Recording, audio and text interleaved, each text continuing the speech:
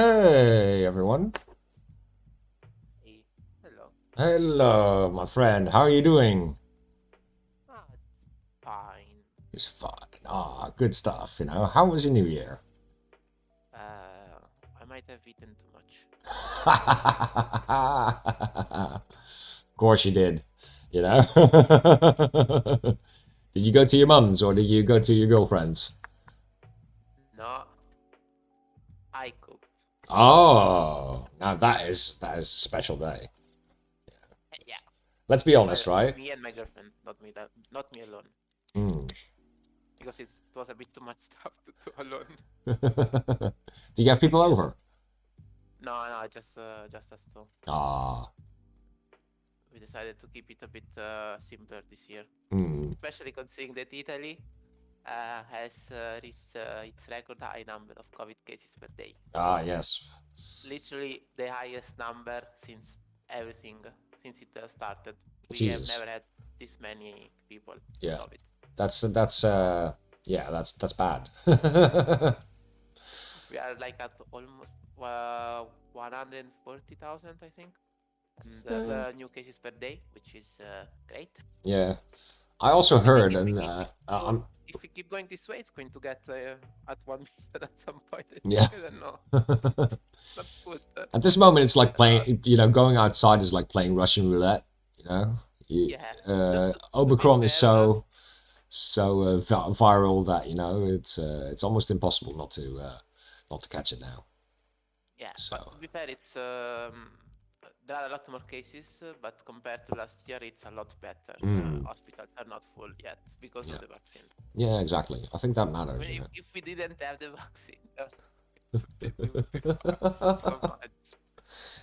Yeah, man. Without the vaccine, there'd be bodies on the streets. You know what I mean? Yeah, It's definitely. Yeah, it's. quite a lot. Anyways, hello Anyways, everyone. hello Welcome to the everyone. Yes, it Eurocast. is. It is time. It is time for the Eurocast.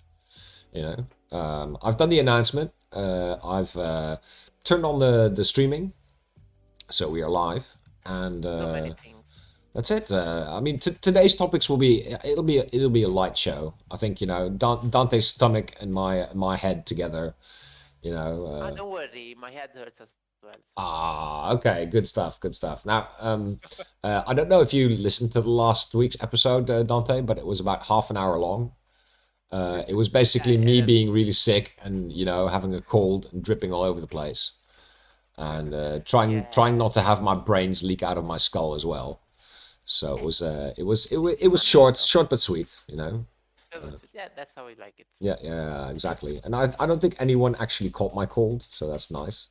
Although I'm looking at my wife, my wife's now in the same state I was a week ago, so I don't know where she could have caught it from, except for I me. have no idea. No But idea. No, that's impossible.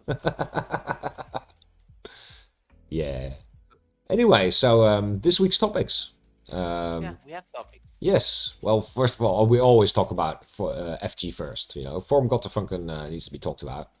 Yeah, And we we'll have be updates. looking back at last year. The official title is 2021. Never heard of it. And we'll also be talking about this year. What's going to go on? What Dante thinks is going to happen this year. We And all want to die.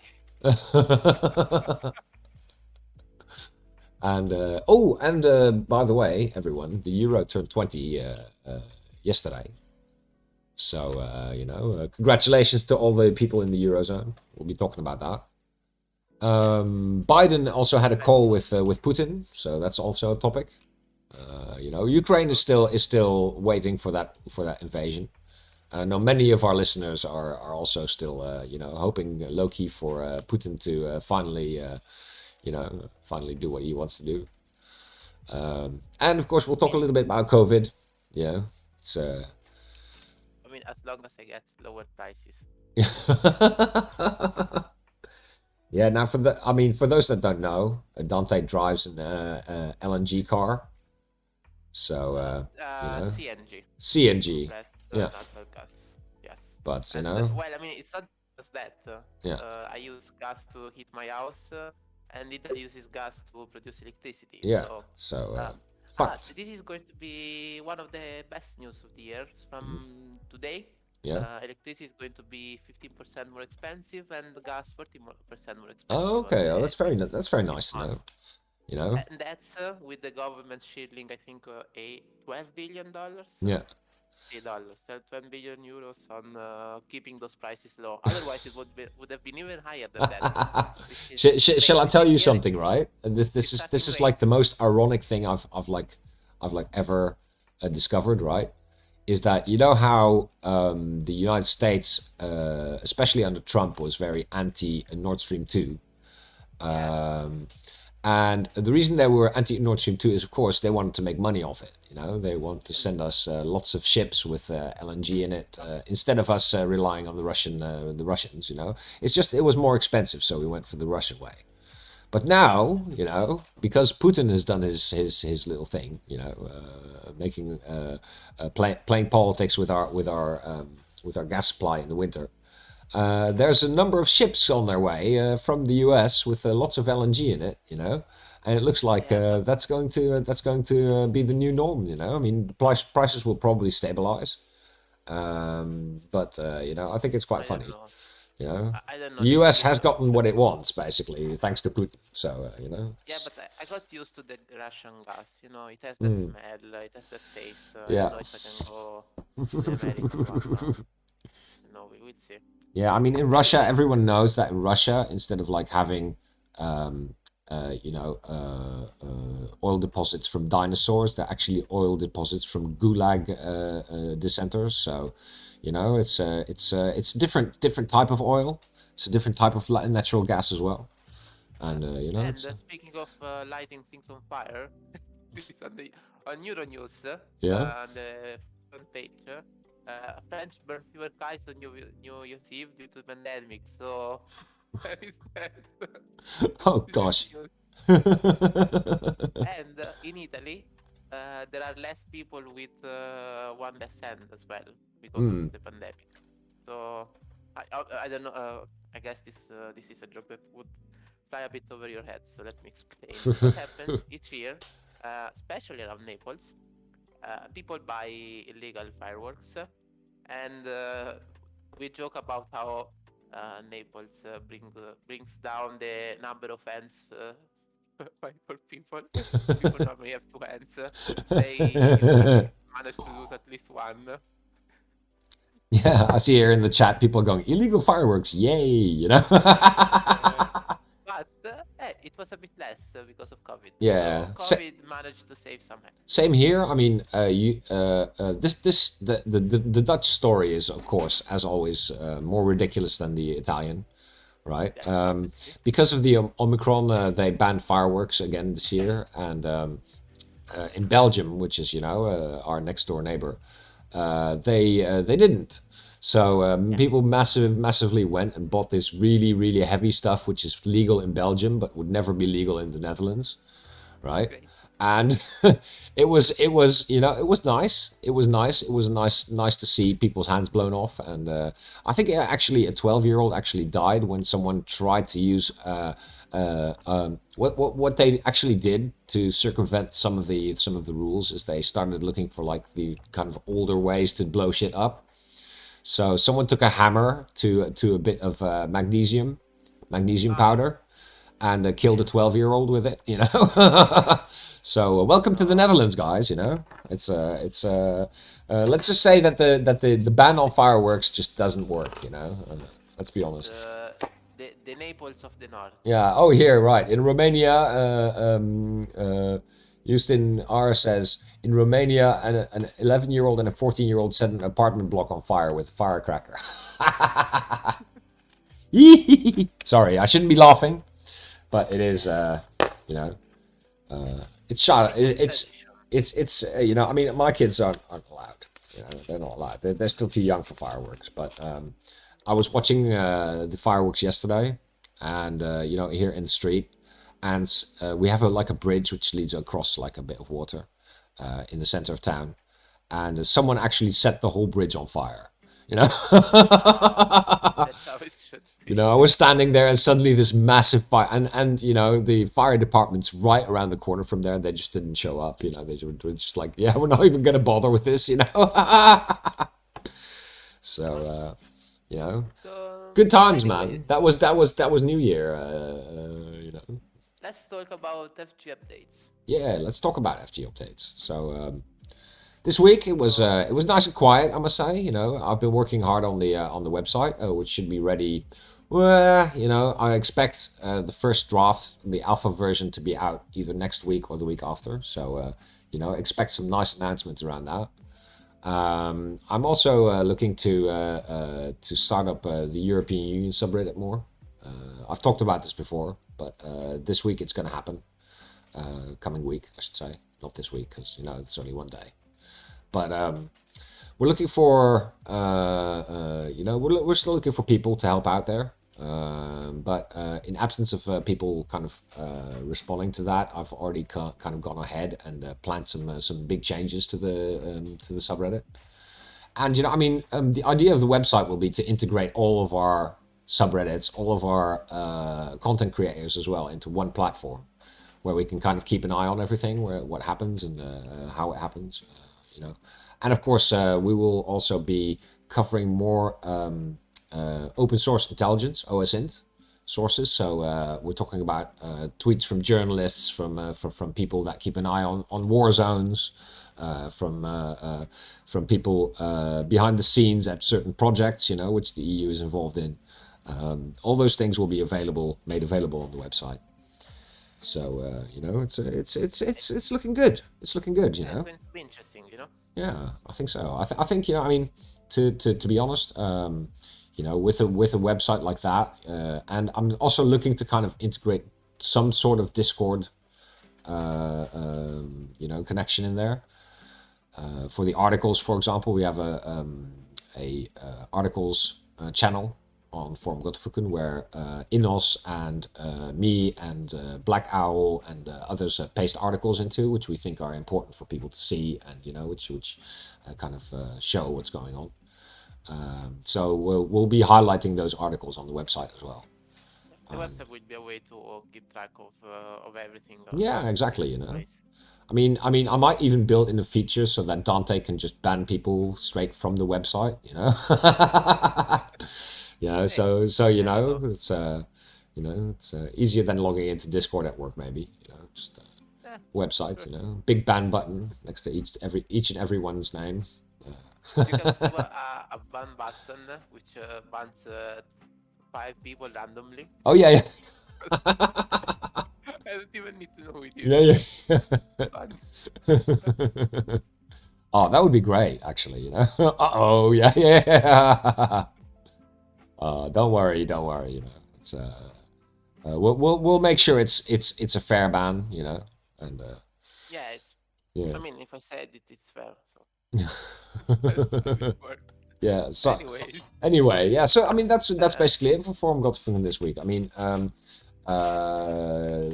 we'll be looking next week at you know all those changes that I'm gonna make to the European Union. You know, I'll highlight some, and you know, I mean, some of them are still much a lot up in the air. You know, I've kind of taken over the management of the subreddit now, because the other mods are either inactive or you know underutilizing their you know potential of banning people, you know, making it a nice place. So there's gonna be lots of changes there. So you know, yeah, expect to it's hear going to be a bit more of about that at work. the end of the week, next week. Uh, Speaking about FG updates, this is mostly for the Eurocast, I would say. Next week, and so I'm not sure if I will be able to be on the Eurocast, the next one and the one after, Ah, because I have to go to the Netherlands for a yes. week. I'm not sure when I'm going to depart, so I think I should be able to do the Eurocast next week, but I'm not sure. Yeah, we'll So see. I mean, you know, same thing for the other one. I I'm know going to that Spain. on Sunday you're gonna definitely be in the Netherlands, right? We might have to do a Uh, special, you know. it depends. I don't know. Maybe I could depart on the 11th.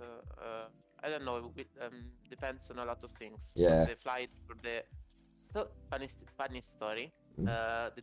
The departing flight has been cancelled, so I need to get another one. Yeah. And my company is taking care of it, so I'm not sure when it's going to be the other date. Oh But, yeah, so we'll see.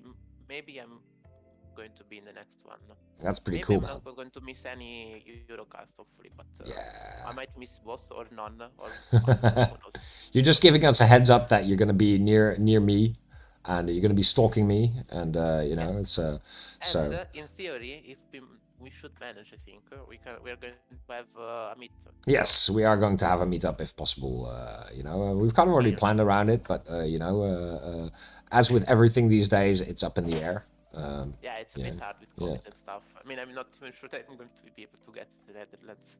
It would be fun if I get COVID before departing. And Yeah, funny as in not as in haha funny, but more as in oh my god shit, you know. yeah, it would be really. I mean, I know you're trying to avoid going to the Netherlands because you think it's like a shithole, but it's not, you know. Yeah, but this time I really need to go there. Yeah, you can't escape, you know. Yeah. I mean, I'll be interested in hearing your comparisons with Albania, where you were lost. You know, we'll see. You know, if Dante thinks that's the same kind of vibe that he gets from the Netherlands as in Albania, I doubt it. To be honest, you know, our drink is much more expensive. People used to not wear masks in Albania, and till not long ago it was the same. Yeah. It's kind of the same vibe. I think the food is better in Albania, though. You know, so. Yeah, it's close to the Mediterranean Sea, as you know. Yeah, I mean, for us, it's like you know, when you go into a meeting, you know, it's you know, when you go into an Italian meeting, first you know, you start off maybe with a drink, maybe with a a little bit of a talk and this and that. In the Netherlands, it's basically just like you know, the like there's no foreplay. Yeah. There's no foreplay, and you get a cigarette afterwards, and that's it. You know, grab a taxi. So I expect you know, I expect lots of comments from that anyway. So yeah, nice. You know, I hope to see you. We hope to see you on the thing. Otherwise, I'll just talk about what I saw. You know. Yeah, I saw Dante, and he was completely drunk, and he tried to make love to a lamppost, and yeah. I mean, stuff that happens. You know? yeah, exactly. You know, just daily kind of reports. So yeah. Anyway, let's continue, man. The 2021. Yes, we're gonna talk about last year. I mean, lots happened. So a bit of a recap. Yeah, recap. You so know. I have an article here, so it's a bit easier to remember stuff. Yeah. We can add other stuff. January, Capitol Hill assault. Yes. Just 1 year ago, guys. I know, right? It seems like super long ago. Yeah, right? Yeah. What happens when so much shit happens every day? Yeah. Yeah, that was 1 year ago. Yeah, exactly. The 6th, actually. So, you know, almost. Yeah. But to be fair, Donnie didn't do anything. Yeah. 10 people, and they went to jail. He didn't. Yeah, exactly. You know, I mean, we all love Donnie here on the show. So yeah, I mean, obviously, he's done a lot for us. I mean, he's not as good as the original. He will never be as good as Berlusconi, but hey, he's doing a good impression. Oh, I would have loved to see Berlusconi as president of the United States, man. That would have been so much better, you know. So. Then February, Perseverance of NASA reached Mars. So yes. That's also a year ago. Oh my God, man! It really, you know, so much happened last year that for me, you know, it does seem like several years ago almost. You know, it's amazing. I mean, I actually since that time I've been kind of keeping up with what's been going on with Perseverance, and it's you know, it's trundling around and it's doing really good work. You know, and in 2028 is when the European Union will be picking up its samples. So you know, they're working hard on working the kinks out of that plan. You know, that's going to be a bit harder than I imagine. Yeah, but you know how it is. You know, the relationship between America and the EU is basically America does something and we clean up the mess. You know. Yeah. So this is another kind of example of you know, them doing something and us cleaning up the mess. I mean, just like with the James Webb Space Telescope, by the way. Let's be honest, right? I Yeah, mean, yeah, that was not long ago. yeah. They couldn't. They, you know, the Americans did something, which is create a telescope. You know, and we cleaned up the messes, and they didn't have a launch vehicle that could actually do it. So, you know, that's why they come to us for Ariane. You know. Yeah, that's why we do it. If you want to do space stuff, you need to go to Europeans, Yeah. not the Musk. You know, I don't like Elon Musk. Sorry. Anyways, February. Something Yes. else. You remember Myanmar? They used to have kind of a democracy. They don't anymore because they had a coup back in February. Yeah. So still going, I guess. Still going. And yeah, I don't think it's going to finish anytime soon. I think it's like going to be past that. Yeah, I mean, it looks like to me, and this is just me kind of vibing here, that China has had a big hand in that coup as well. What China is looking for is it's looking for supporters in the region, and Myanmar is very well situated for that. They actually got delivery last week of a number of Chinese subs. So expect Myanmar to start throwing its weight around a little bit more, I think, in the coming year. So, you know, wonderful. I loved, by the way, I don't know if you remember, but when the Myanmar coup was going on, there was like this, you know, it was like when it started, there was like this this girl who does like these fitness exercises on TV or, you know, on YouTube. And she was just doing her fitness exercises, and you just saw all this the Myanmar military just kind of, you know, just bulldoze past her, and she was like, "Yeah, let's do the dance." And that was a really great video. So you know, I don't know. I'm not going to say yes her name since I don't know how to say it. But the ex-leader, I think people might remember her. She was quite famous in the international scene because of her. At least she tried to bring some peace there. In December, last month, she has been. She got 4 years of prison time. Oh wow! She's guilty of I don't know. Of showing her ass to the military, something like that, you know. Yeah, pretty much. Pretty much. Yeah. So that was February. Then March. In March we got the Ever Given. You remember when the Suez Canal? Yeah. Oh my God, man. You know. Oh, such a while ago. You know. So many things. Yeah. That was a fun one, wasn't it? I mean, I loved what it did to the price of my video card. You know, it just well, it just kind of disappeared, didn't it? all the products from China just got stuck, and you know, that was a nice lesson to us. Yeah, we discovered that if you close down there, we don't have anything. Yeah. Ever. Oh, I see. Rant War is in response to this thing about. I just have to mention that Rant War is still alive. It's in the chat. Oh, yeah, okay. You know, just so everyone knows, Rant War is still alive. Is it though? Yeah. Or is it a ghost? How do you know? Yeah, that's it. You know, I mean, I'll have to fire off some highly questionable questions at him later, but I think we'll manage. Anyway, back to the subject.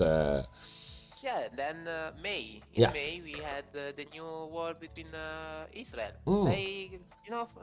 Yeah, those lovely pictures. Yeah, I remember. Yeah. Yeah. They went and they did stuff, and then they got ceasefire. Yeah. Just as always, basically. I mean, nothing changed, and you know, only people died. You know, that's just the story of the Middle East, isn't it? Yeah. So yeah. But you know, it's good to remember that news it's quite cyclical. Some stuff happens a bit often. Yeah. The same way. There's going to be another topic later that is going to be quite similar. So before that, in May, it's when that Ryanair flight was, I would say, forced down. abruptly ended. Yeah. By the Belarusian government to arrest. Was it a journalist? I think. Yeah. It was a journalist and his girlfriend actually who were pulled from the flight at the Belarusian airport. And that's when at least the diplomatic war between the EU and Belarus started. Now EU flights don't fly over Belarus anymore, even if it makes sense because it would be faster. It's like back in the Soviet days. Yeah, exactly. I mean, it does kind of look like it, doesn't it? I mean, Lukashenko is Europe's known as Europe's last dictator, and he really lives up to that label. I mean, I think we have more than one, but sure. Yeah. Let's say it's the last one. Yeah. But I mean, this doesn't really have a date. And I wouldn't say it started. It was even a bit before of 2021. But the whole crisis of the global supply of everything, pretty much, from microchips to cars to anything, I think, pretty much. Yeah. So if you want to buy something, wait a few years. Yeah, exactly. We get to you. Maybe, I don't know. It's really interesting that only like a year, 2 or 3 years ago, we were expecting instant deliveries. Now we're all prepared to wait for this stuff, Not even just. We are not prepared to wait. We just don't even know when that stuff is ever going to be available. Yeah, exactly. I'm still waiting for a delivery from October, so It's not just delivery; it's simply the product will be being available. Yeah, and I mean how it basically happened is that because of COVID, production slowed, and to restart production takes longer than it is to slow production. So this is why we're all waiting for our packages, and there has been a higher demand as well. It's not just simply. It takes time to get to where we used to be, but simply we need more stuff because more people are working at home. Yeah. So just that means more electronics to work from home. Yeah. And I mean, electric cars are getting bigger as a sector, and everything is has some kind of chip in it. So it's a bigger. Yeah, I mean, at the moment we still have a really big shortage in chip manufacturing. You could still see it, right? I mean, if you order a car, chances is you'll have to wait months for the car to appear at your front door now. Yeah, or if you want to buy a GPU, you don't. Yeah, simply. you don't buy GPUs. No. Or if you want a new console, you cannot buy it because Yeah. they don't exist either. So it's a great time to be alive. And that's going to keep going for all of the 2022, for sure in 2023 as well. Probably, I don't know if I think probably even more than that. So honestly, Yeah, I think this is part of the new normal, to be honest. Now until the COVID crisis is over, which will probably be never.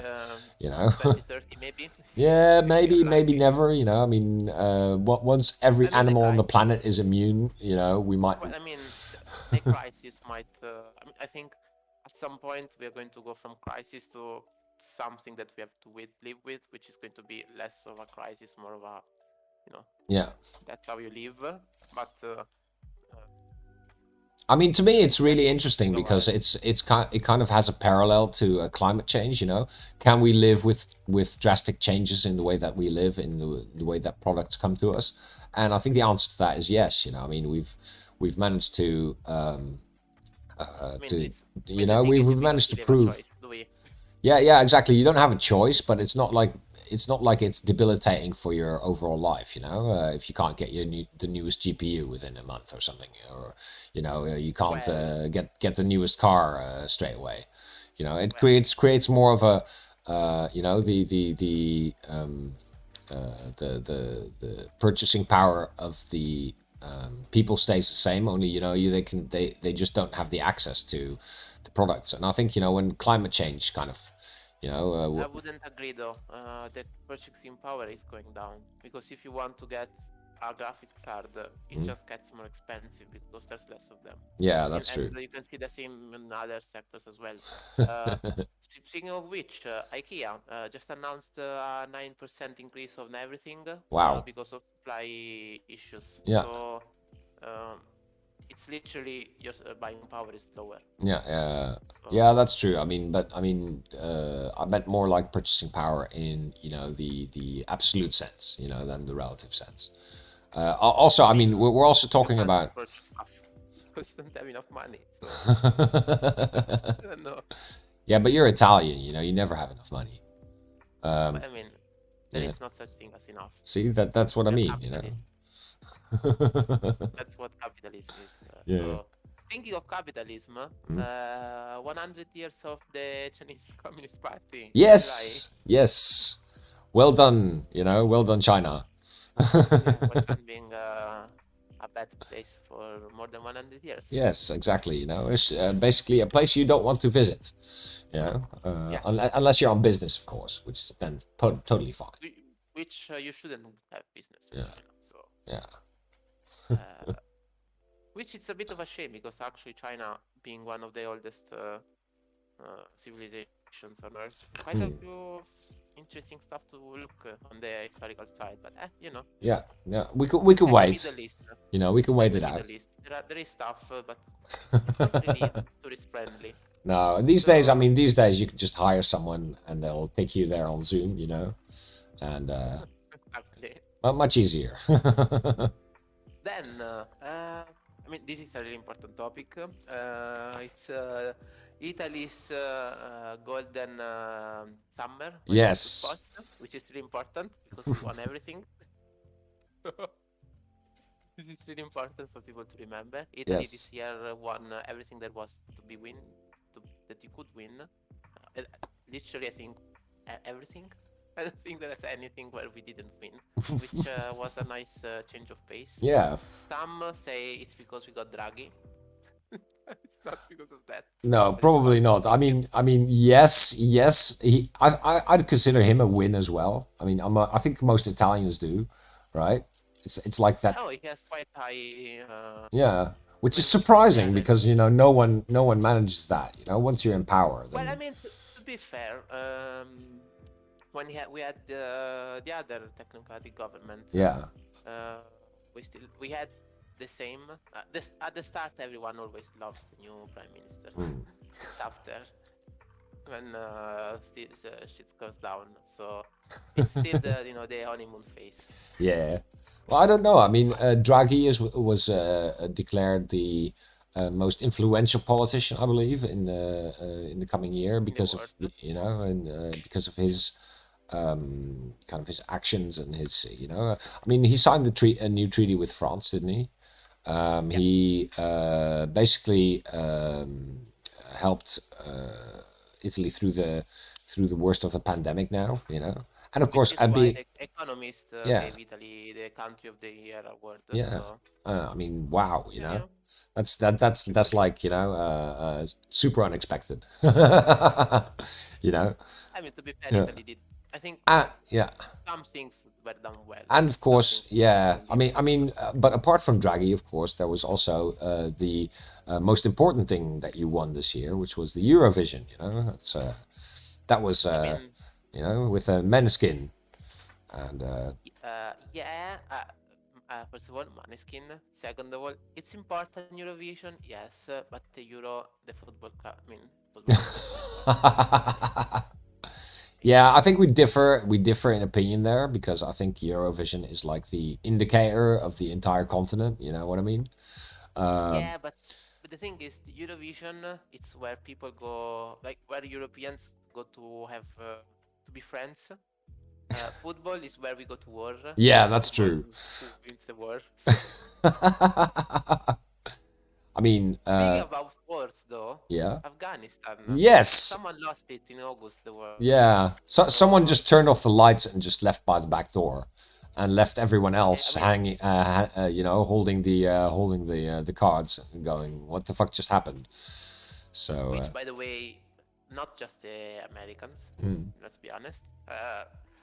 Yes, obviously the Americans were there mostly, but it was like a coalition of the willing or whatever. Yeah. Other countries were there. When the US said we're going, it's not like we said, no, but the Afghan people, we went right away. We went True. even a bit earlier just to make sure. Yeah. So The withdrawal itself was a total debacle. I think that it yeah, was true. very well fucked up. But let's not forget that our good friend Donald Trump, who we all respect and love, was the one that actually negotiated with the Taliban for the withdrawal of the Americans. And I mean, it's unfair to give Biden that win, as it were. But I mean, Biden basically took what Managed to fuck it up. yeah, managed to fuck it up, managed to fuck up the unfuckable, let's say, Yeah, unfuckable, because, and you know, I mean, to be fair, it was long coming. The US wanted to leave it for so many years, yeah, and it was never going to be to the point where they could leave without it getting to the way it got. So I don't know. It's not easy. It's a bit complicated there. mm. Just it could have been done better It when could it have comes been to done leaving. better. Yeah, exactly. But I mean, honestly, if you get to the point that the people that you've been using to get implement your regime in a country start throwing their babies at you, to get them out of the country instead of an orderly withdrawal, you've fucked up something, and I think yeah, that'll but that'll stick with people a lot. I mean, even to the be images fair, from that. I mean, if we talk about more the logistical side of getting weapons out before the Taliban go there, or Yeah. getting the collaborators out, Mm. there, okay. But to be honest, the part where uh, what you're talking about, sure, they could have done it in a way where people didn't know, so they couldn't have the choice to do that, like Yeah. the opportunity. It's not like they were not going to still be angry or whatever, and there is no way to avoid it. I mean, if the Mm. moment they were gone, the Taliban were going to get over. Yeah, exactly. I There mean, was they no already took over way. while the Americans were still withdrawing, which was, Yeah, exactly. I mean, So I've had the discussion with people last week about how how this could have been done better, or how the Americans reacted to the withdrawal. And I mean, yes, there were a lot of people, there were a lot of people left behind, but like Dante says, I mean, can we actually do any better than that when we withdraw from a country that doesn't want to be helped in the way that we did? I Not think it, really, it could have been done better on Yeah. the logistical side, like I think the whole getting war in weapons itself. I out. mean, like with everything, they should have America should have gone in and cleaned the place up, and then the Europeans should have come in and done the aftercare. That's the best way. Yeah, I I think think it could have been done better, but yeah. to be honest, Yeah, I think that's here Black Owl says it seems that everyone has already forgotten about Afghanistan. Yeah, that's true. I yeah, think that's what I was going people to don't say. want to remember. I think there was We a very interesting thing about on we have this show on New Year's Eve, which basically looks into issues from the last year on Dutch TV. And one of the points was, we did, during the Second World War, when the Jew, or just after the Second World War, when the Jews came home from the camps and stuff, people just didn't want to know. People just ignored their plight for a while, and I think the same thing to a lesser degree is going on with how Afghanistan was handled. Everyone knows, I mean, all our troops were there, but people I think just want to ignore the problem right now, especially the media and the general feeling about it is, it's no longer a topic that we want to spend time on, and that's kind of sad, to be honest. to be honest, I think it's a bit different because Jews coming home Mm. in Europe, so it's like your neighbor coming back, maybe. Yeah. So telling him how do you even bring up the subject, or and Yeah, like exactly, and but only but also when the Jews came back to the Netherlands in the late 40s, from the camps and from being incarcerated and stuff. The onus was much more on other problems which the Netherlands had at the time. It was in Indonesia we had problems at the time. We had to rebuild the whole country. There were so many things going on, I think, and this kind of, a story as poignant and as important as, the experiences of what Jewish people had in the camps, was just ignored for a few years until, people went, oh yeah, fuck, this happened too. And I think the same, we'll see the same thing with Afghanistan, I mean, I'm expecting Netflix to come out with a few series like in 2022 about I don't Afghanistan. have the same positive view there. I mean, the thing is, sure, you did it later, but at least it's like in the Netherlands, and you need to have the talk and whatever. Yeah. With Afghanistan, what you do the Netflix series, Yeah. we fucked up and nothing changes. Yeah. So it's a bit different. Yeah, that is true. That is true. The only reason why people even talked about it was because the withdrawal was that disorderly. If the withdrawal was not that way, if it was done better, people would have not cared. Yeah, and I think a big part is also to be thrown at the feet of the Afghan, the Afghan coalition, which was supposedly in charge of Afghanistan at the time. They managed to lose Afghanistan in in a month. With the last week just Kabul being just overrun. And I mean, you can't help people that don't want to be helped. And I think, but that's also that I mean, not to say that the Americans didn't have a big hand in just basically dealing out money and just hoping for the best. That's not how it works, guys. If you want to rebuild a country, you have to go all in. Like America did in Europe in the post-war era. But it was a different place. Yeah, it was a different place, but I mean, you have to put that amount of effort into a country before you can, before you can say. But the thing is, sure the effort, but I mean, let's look at Italy, for example. Italy wanted to rebuild. Italy was having as its ruling party. I'm not saying just communists, because it's not just that, but people that were that fought against fascists and wanted to build a new country that was different, literally the opposite of what was before. Meanwhile, in Afghanistan, you want to a more democratic Afghanistan, but they still had even before the Taliban, they still had. I'm not saying full-on Sharia laws, but it was something. It was that free of a country, anyways. Yeah. And we have been there for more than 10 years. And wait, more than that. And nothing really changed. So. Yeah, 2001 was when we started looking at Afghanistan. So 2003. So let's say 20 years. That was there. 20 years.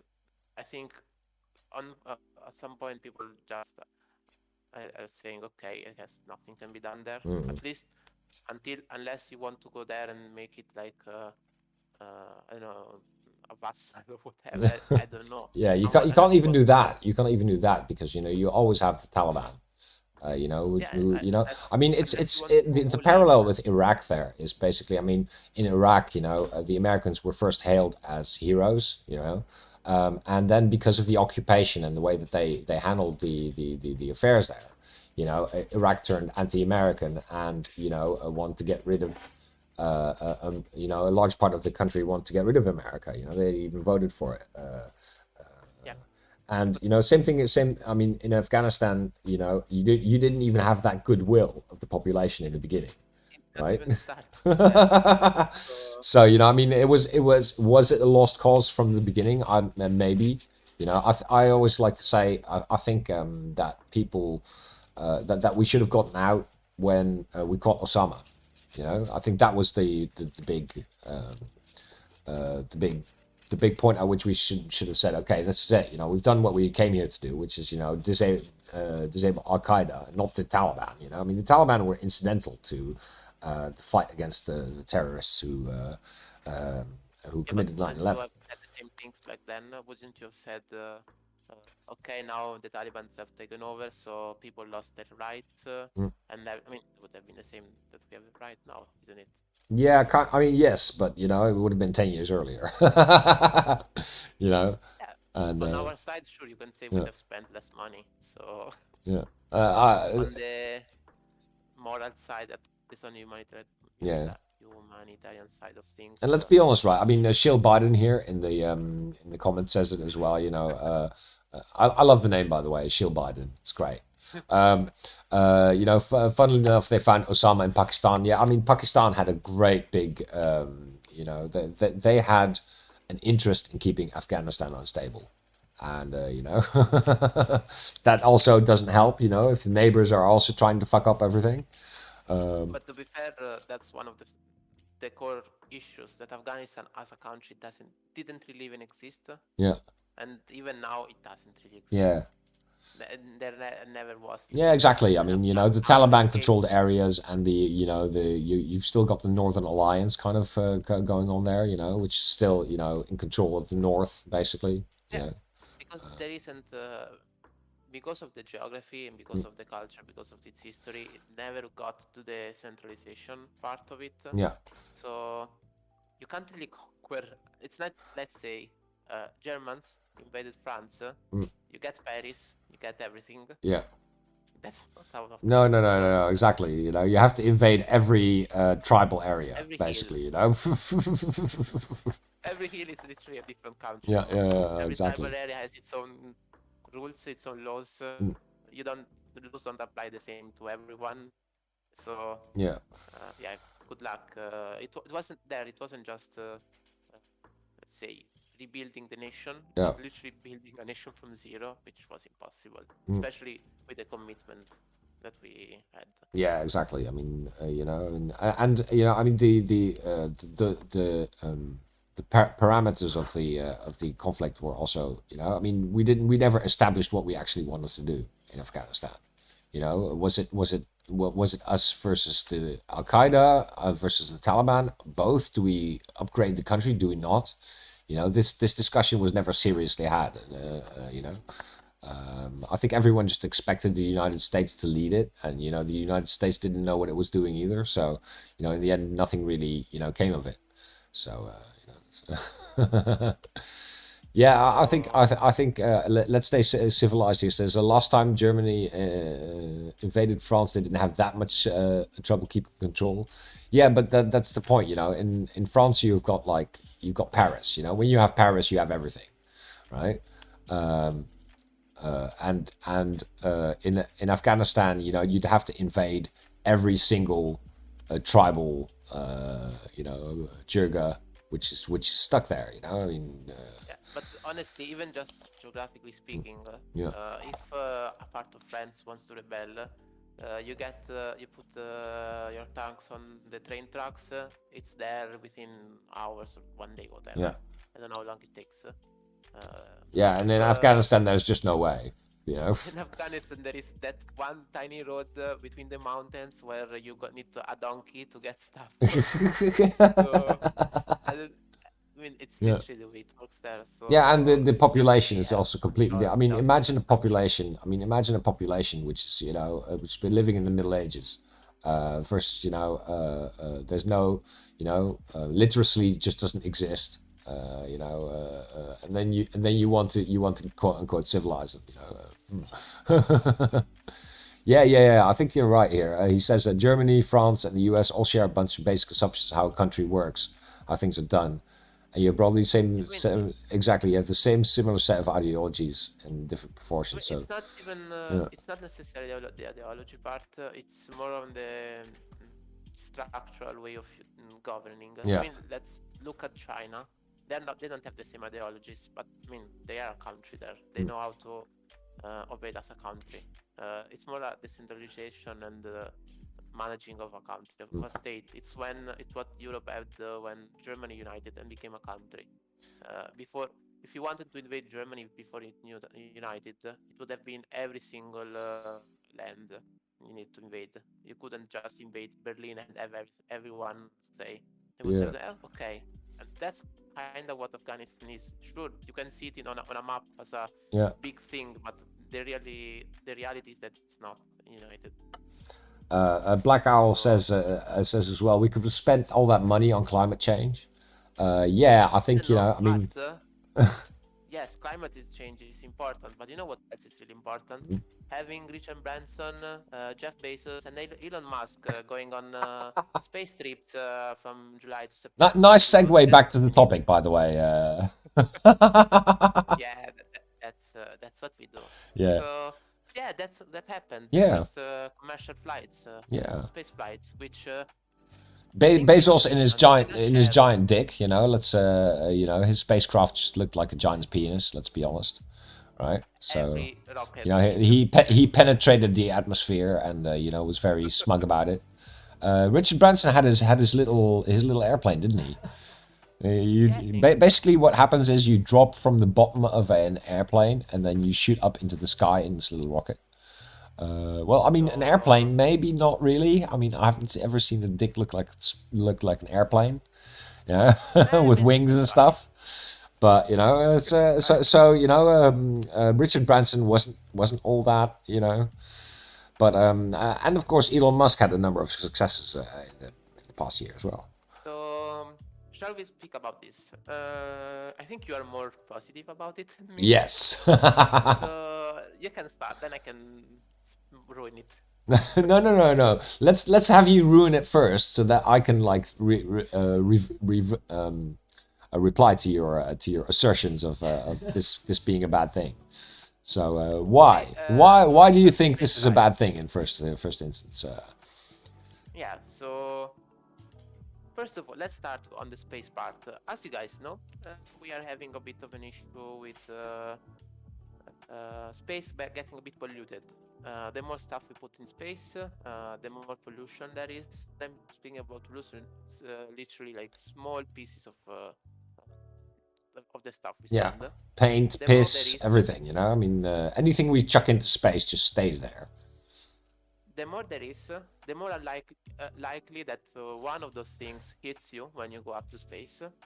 And according to ESA, if we can continue this way, in I don't know many years, because obviously depends on how many missions we do and so on.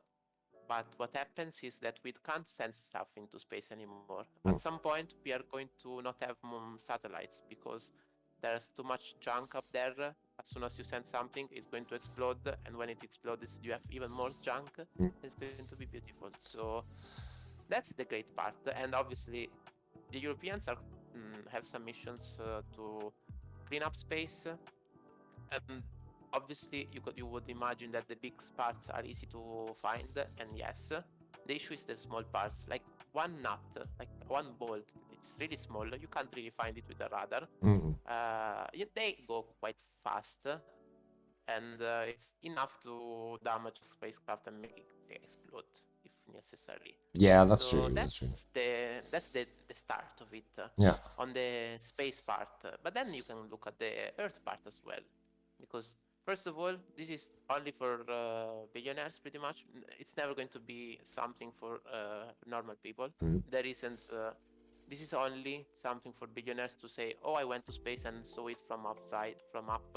It's not about having people go from London to Tokyo in 1 hour. It's not about that.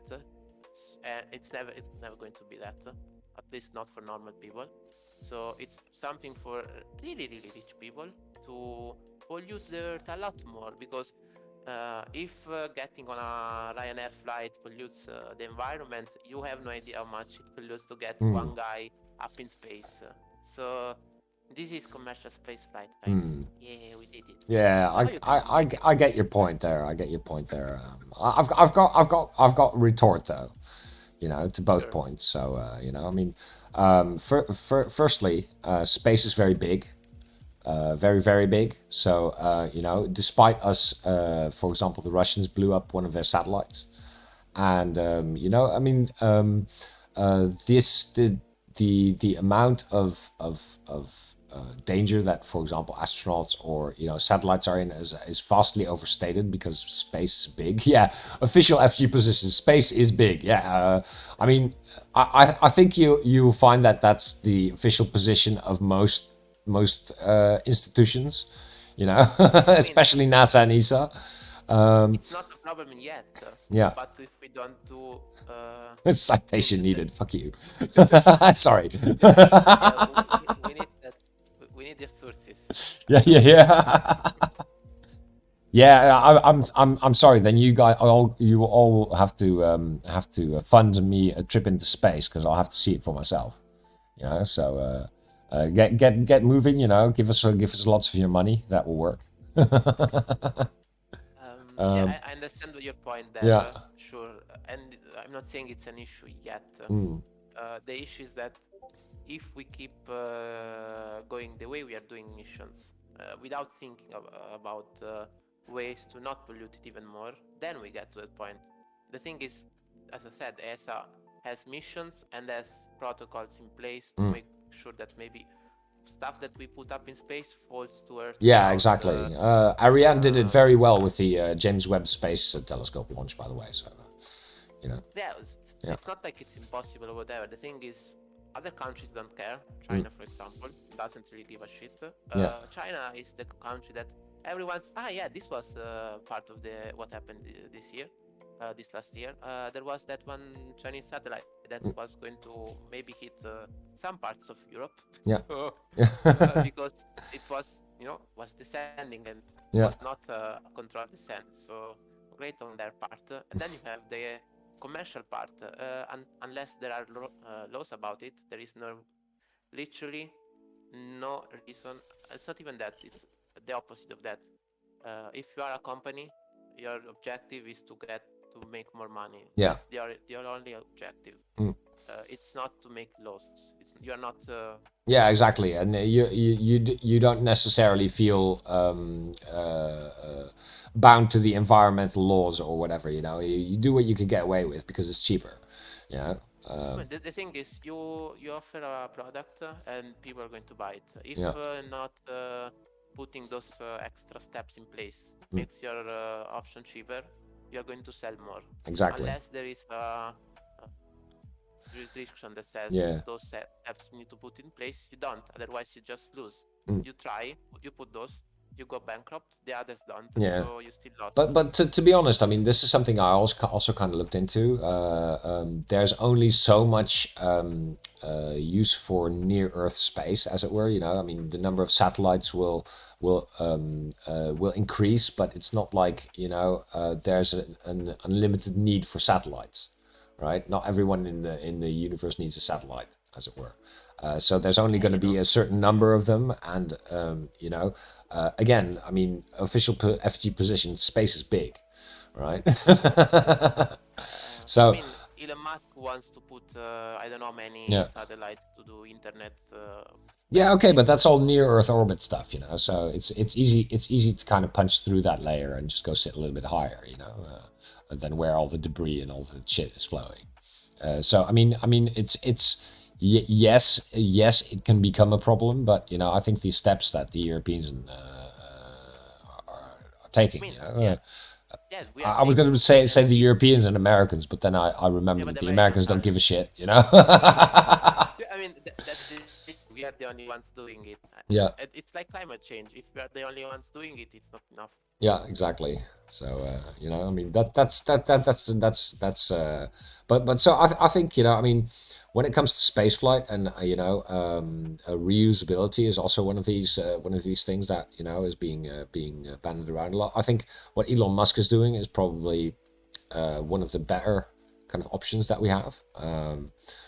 You know, reusability in spacecraft matters a lot. And you know, satellites like Starlink are built for redundancy, so they will burn up in the atmosphere in a controlled way when it happens. Simply because Elon Musk doesn't want to have the court cases, you know, getting to him. So you know, it's there are a lot of issues with Starlink, but that's not good here. Let's keep it to commercial spaceflight. Yeah. So this, I guess, your official position is that space is big. Yes. What about the environmental damage then? Sorry? Earth is big. Yeah. When it comes to the environment. on Earth when it comes to climate change. I mean, Yeah, well, when it comes to climate change, I'd say fuck the planet, of course.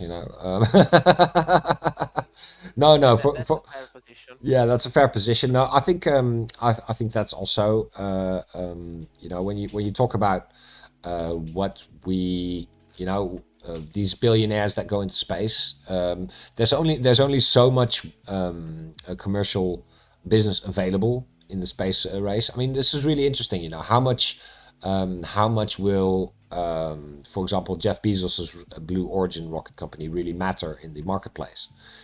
And it turns out that as launches go, about half the commercial launches in the world are done by the ESA, by Ariane, and the other half is now done by SpaceX. And there's only so many missions that you can tender for. So and together with, for example, what they do now is satellite stacking. So you send up multiple satellites, in to to move it in one go. I think we are getting to that point where the environmental impact of rocket launches is starting to kind of peak. And this is Thing is, we'll have to see in 2022. There will be a number of launches, but there will be launches which will be for further explorations, like for the moon and but the thing is, that's about either exploration or to send satellites or whatever. yeah. So at least I understand that. Yeah, That is a point. that difference is something that you have to keep in mind. We do have to But keep the this thing is, exploration thing going. what we got it was the first commercial. I guess it's Yeah. better to say private flights. Yeah. Like tourism flights. Yeah, where but it was that's a polluting. fad, I think. Who else is doing it? Nobody. Everyone I said, know, okay, Branson was obviously first. because that. Jeff I Bezos know. had the most phallic rocket. But I mean, it's something they want to sell. They're still going to do it if they Yeah. can. They will sell that. Yeah. And that's what mostly I was talking about there. Like, Mm. what's the point of polluting the planet Yeah. to have one to what, three guys, how many can fit in there? Yeah. Yeah. To go up, see a bit Earth, and then come down because Mm. they're rich. Can we just eat the rich? Yeah, I mean, Rockman here says the problem would be if debris starts colliding. Yeah, that's the tiny projectiles. I mean, to get back to that bit, yes, a bit of paint can ruin your day, right? But again, space is big, so if you go beyond the orbit of where the most of the paint is floating around, you'll still have enough space to deal with. Basically, I mean, that's the nice thing The about thing is, about space, that everything kind of falls towards something else. So you can basically avoid where most of this falling stuff is. I mean, the thing is, you can until you can't. Yeah, Unless you, the thing is, if you do the orbiting planned in a way, and if you do everything else, sure, Mm. it's not going to be a problem. It's not, to be honest, it's not even that big of a problem. It's not like it's that hard. The issue is that no one cares. Mm. And yes, space is big. Right now, it's not an issue. And if you go further away, there is more space, obviously. But if you get to a point where there is a layer Yeah. around Earth, where there is most of the junk, that's the farthest you can go from Earth. Yeah, that's true, and that's why, I mean, this is why the ESA is now having that spider bot that's going to pick up all the stuff and chuck it into the atmosphere. Yeah, I think the I issue with mean, Spider-Bot is that yeah, it doesn't really find the smallest part. It can find parts relatively small, yeah. but not like the micro. Yeah, that's true. But I mean, the- to be honest, I mean, for that, we'll just have to armor ourselves, I mean, Space Marines, here we come. I'm all for, as you know, I'm a monarchist, so, if we can make our future Princess Amalia of the Netherlands, if we can make her like the Empress of Europe, and then like the Empress of Mankind, that would be nice. I'm all for Warhammer 40k universe, so let's do it, Space Marines, just armor the hell out of everyone who goes into space. Done. Yeah. There is one point I want to address, Yeah. which is it's a fair point about when it comes to commercial flights with planes. Obviously, at the start it was only for the richest people, and then we got to Ryanair, where you get with free, 20 euros, you can go from here to there. Yeah. The thing is, first of all, I don't think it's ever going to get that cheap because I was putting things on spaces. You can get it to be less expensive, sure, but it's always going to be quite expensive. But even if you get to the point where, let's say, you can go have your space adventure with, let's say, 3,000 euros or 5,000, something like. It's expensive, but if you really want to, you can save to. Yeah. You can save up to do it. What's the point? The thing is, if we are talking about climate change, we are talking about reducing flights for things that are not necessary. We are talking about France banning national flights. Only if you want to go within France, you get a plane. You get a train. If you want to go outside, you get a plane. If that's the direction we want to go towards, I don't really see the point of having. No, I think until we colonize the moon. Yeah, I think until we colonize the moon and we have an actual, place to go. I don't think this will be incidental. To be honest, if you need to go. Yeah. Let's say you have the moon colonized. Yeah. So hopefully by scientists and non people going there to. Oh, it'll be everyone, it'll be everyone. I mean, as soon as you reach a critical number of scientists, you have to have someone serving the coffee. You know what I mean? So scientists, what are they doing? Don't they know how to do it? No. You can't expect scientists to know how to make a cup of coffee. Come on now. Yeah, well, I mean, if they're Italian, they know how to do it. But doubtful. But yeah, the thing is, if it's for that, sure, I can accept. It makes sense. But if it's just tourism fad for rich people, I don't really see the point. No, I don't think so either. I mean, don't get me wrong. I'd love a trip into space, but I don't ever think it'll be affordable enough for us to do it just like that until we'd reach. Like Let's Stay Civilized says here, the end goal is colonizing space. Rich people tourism is just a stepping stone. Yeah, I guess yes. But it'll be a far stepping stone because the moon is also very far away. Yeah, the thing is, I mean, as I said, if we didn't have the climate crisis, sure, who cares? The thing is, we do. So maybe it's not the best way to use our carbon footprint. I think the best way is just to rely on robots for now. Yeah, robot exploration. It's a good idea. If you want to reduce your carbon footprint, what you can do? You don't even leave the house. You do the metaverse. In October, Facebook announced the metaverse. Yes. It's going to get out. I mean, it's not going to come here quite soon. It's more like a 10-year plan, probably, if not more. I don't want to talk too much about what Facebook wants to do with it. But since we are talking about this last year, let's talk more about how COVID changed and is changing the way. I would say even the housing market. Yeah, everything. People working from home. As far as I know, Facebook, Microsoft, I think Apple and Google, and at least most of the big ones, they have gone on track saying that their contracts are going to allow working from home forever. Let's say it's not going to be just a COVID thing, and I think going forward there are going to be more fields where that's going to be possible, which begs the question: if you can work for Google, you don't have to live in San Francisco, but you can live where it's cheaper. Exactly. Or speaking about Europe, if you can work for let's say a company which is in Paris, which obviously if you work in Paris you're going to get paid more, or if you work in Milan you're going to get paid more than if you were working on a small town. But you can work for that company and live let's say in Malta, in Portugal, exactly. or in Eastern Europe.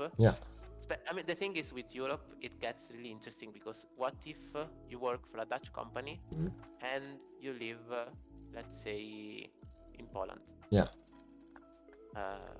or even say Romania. Let's go to Romania. You are going to have a quality of life because I'm sure Romania is not Not the same quality of life is what you mean. Yeah. I was saying that a bit. The thing is, you would be really, really rich, like Yeah. filthy rich. For Romanian standards, having a Dutch Salary, wage yeah, is exactly. minor That's crisis. And you kinda can already do it, right? yeah. I mean, there's precedence there, right? Because we've already had this situation with the transport sector, where truck drivers from Romania were still getting paid Romanian wages, and they still had to stay over in the Netherlands, and basically were just losing a lot of money. I mean, it also Yeah, I mean, goes the other way, and the thing is, the Netherlands is quite a dick about it. It yeah, wants people to work from the Netherlands, even if they work from home. mm, But there are ways around it. I know people that work for a Dutch company mm. and they have their Zoom meetings with a blank background, and they're not really in the Netherlands. Yeah. There's also this thing that Portugal and Spain have now rolled out. I believe it's Portugal and Spain. I know Spain has done it, which is the digital nomad visa. And basically, what it is they will give you a visa to anyone who wants to work in their country. By just living at hotels and traveling around, while they're working. So I mean, there's a lot going on in this field as well, which is really interesting. And I think I mean, we're looking towards kind of like a world where when you go to the office, it'll either be in your home or you will already be somewhere, in a hotel or something like that. And I want to add a bit because right now working from home, it's Skype calls, Zoom meetings, Yeah. whatever. Speaking of from someone that has a virtual reality headset, and it's far from there yet, but even just in games or whatever, speaking with people where you see even just the hands and let's say a head moving, the sense of presence it's a lot higher. Yeah. It's quite close to feeling like they're there. Mhm. Something obviously it's not ready for work related Mm. stuff. It's not there yet, and it's still work to be done. But Yeah. honestly, if Facebook wants to invest in that, and since they changed the name, they can, seems like they want to, and since there is going to be quite a lot of money to be made there, I think working from home with a, let's say, virtual office where people are going to be there. You see avatars that are mostly the same as real life, and there is some AI stuff going on there, which makes quite convincing results.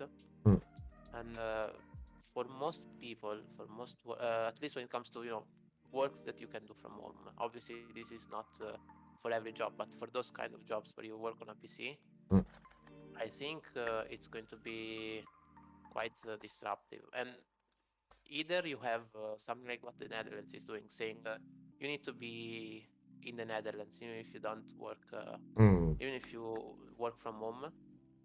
And even there, it's interesting because you even inside the country, sure, in the Netherlands, but the prices in Amsterdam are not the prices Yeah, exactly. Yeah. in the like where you live right now, for example. It's not the same.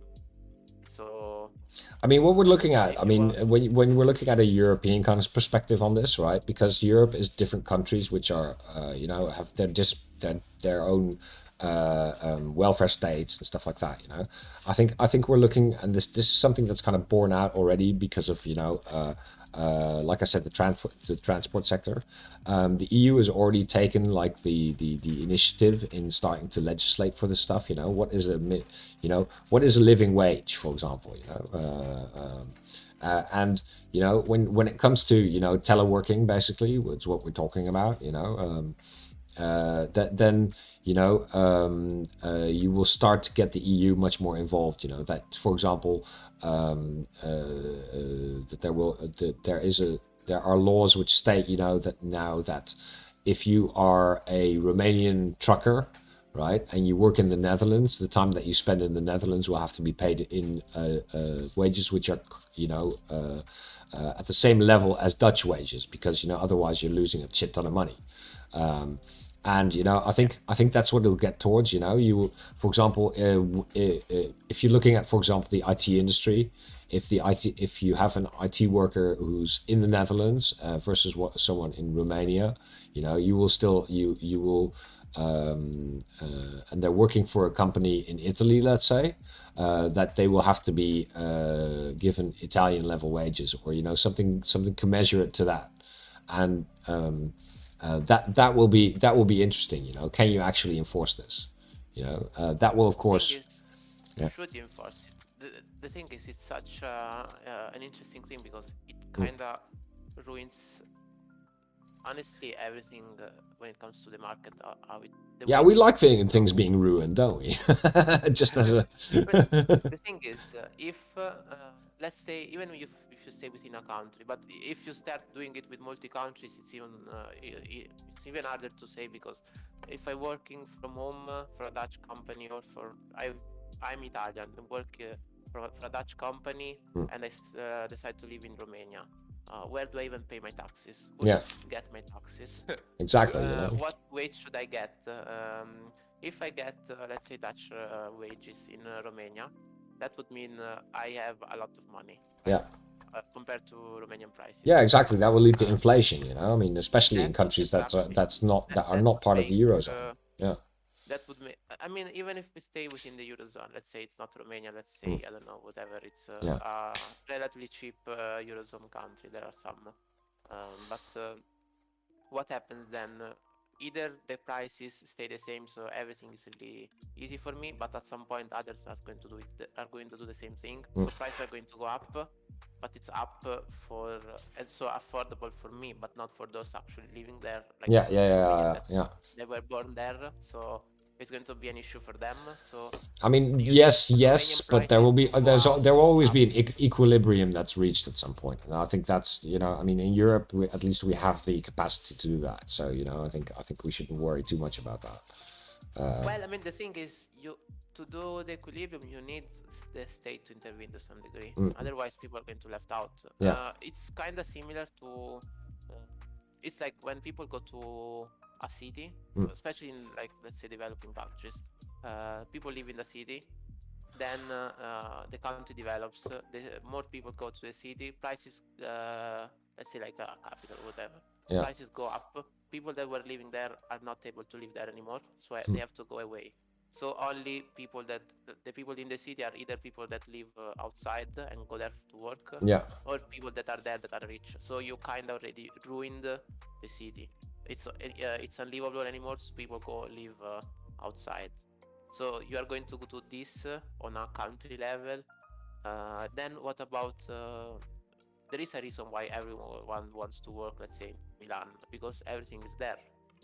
Every company is there, but if every company it's not there, there is no real reason to even get an office in Milan anymore. So prices in Milan go down, I would imagine. Then there is the whole issue of transportation.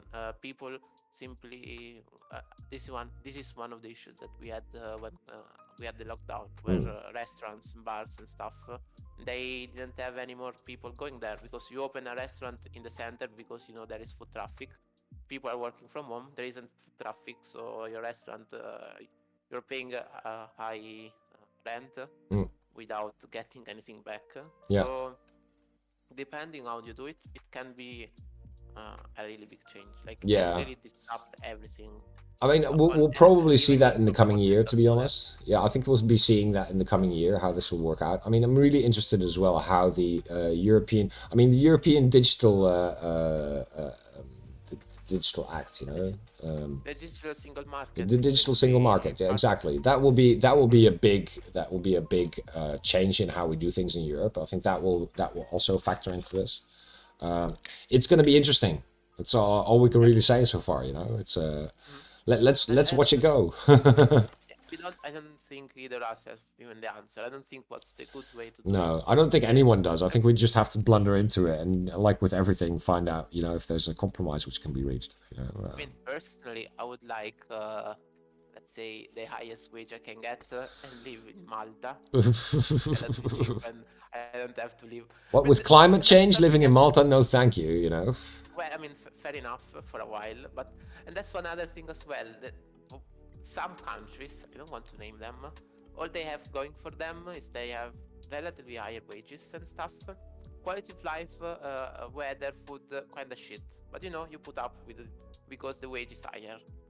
What if you don't have to? So no one is going to go to those countries anymore.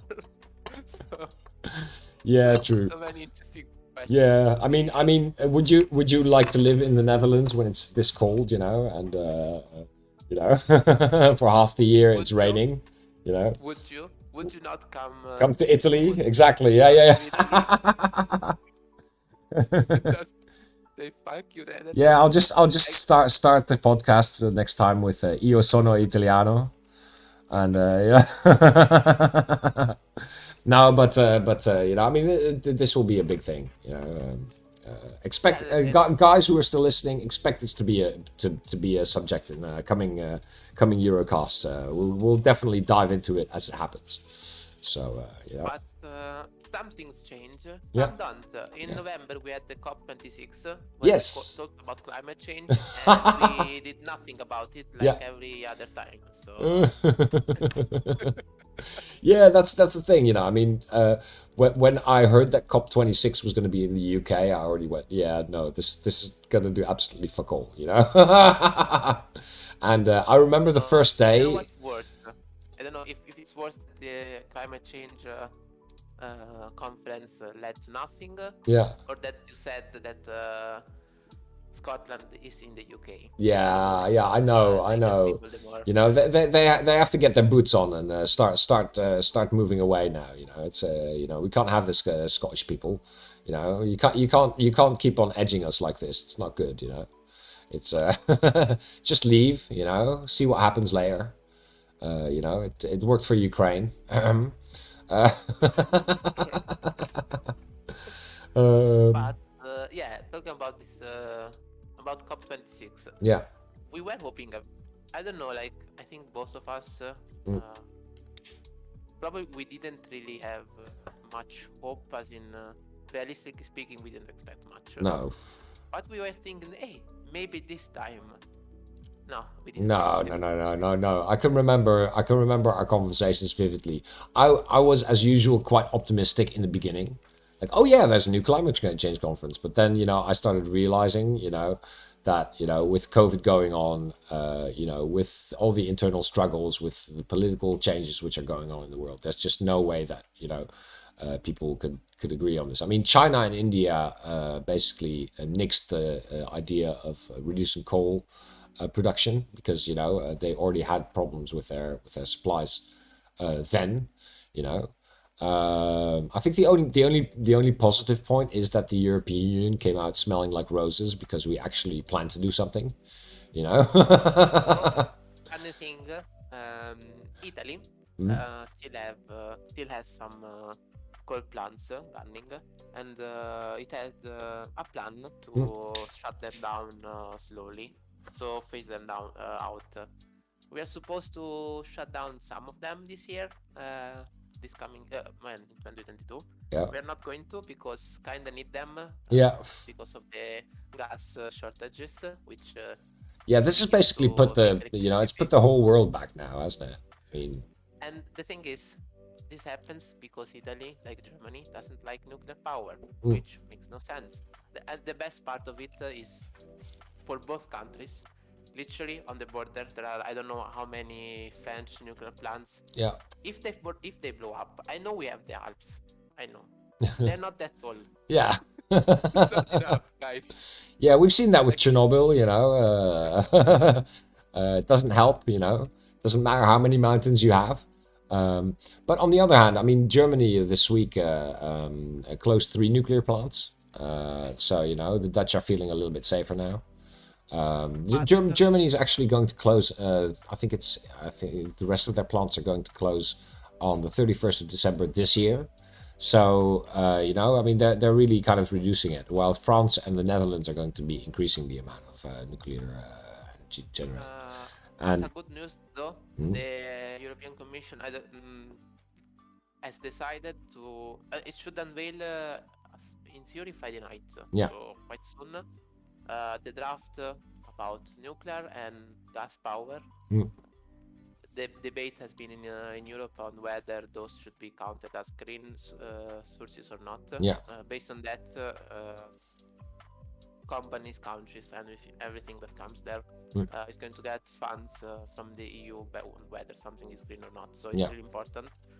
In theory, I mean, obviously, the French and some others want nuclear to be considered green because I mean, kinda is.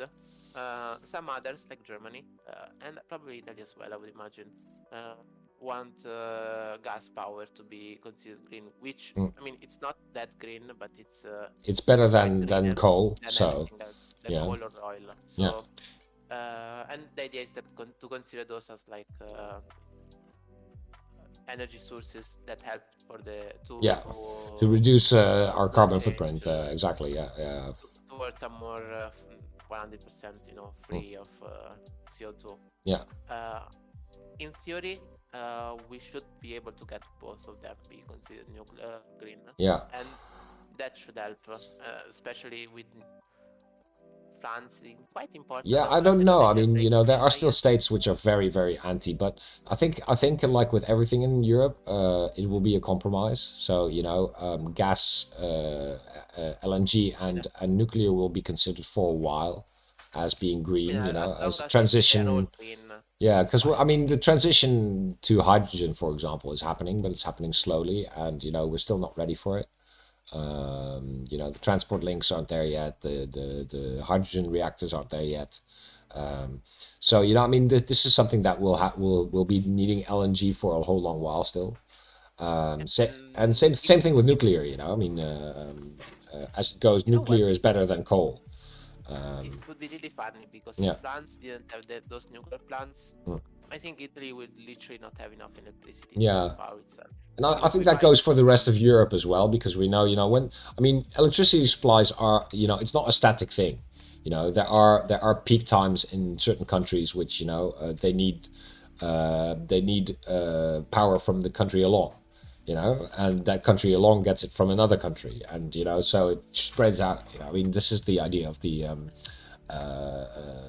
energy union which we have. To have a grid to connect everyone, so you can help with the peaks for everyone when others don't have them. Exactly, and I think that's the idea, at least. Yeah, that's. I'm just gonna post one of my favorite memes in the chat for people to enjoy. It's the energy union. Great memes as So always. it just had to be mentioned that that's how the EU is. The EU has all these things in place which we don't know about, or which very little people know about, but which are actually integral to our to the health of our continent, as it were. And this is one of them. And I expect I mean, when energy becomes scarce or scarcer, because we will be transitioning to different types, we will see this coming up much more in the discussion, which we'll see in 2022, I think. So Speaking of scarcer, I had saw an article. Honestly, it was like more than a week ago, so I don't remember the exact measurements there, but it was saying that compared to last year, I think, or it was compared to the previous months. Anyways, the gas coming from Russia, it went from 90 something to 30 of something. Yeah. So the supply is like 1/3 of what we used to do. Exactly. I think this is to do with there's a pipeline which goes through. I mean, this is kind of Russia versus the EU territory. I don't think we'll get around to it today, to discussing that, because we're already 1.5 hours in to our podcast. To be fair, but Russia is selling it to China as well. Yeah, exactly. Yeah. The thing is, they're doing it because we have sanctions on them. So it's a bit of economics, a bit of politics. Yeah. Always. Yeah, exactly. And I think, I mean, Russia wants Nord Stream 2.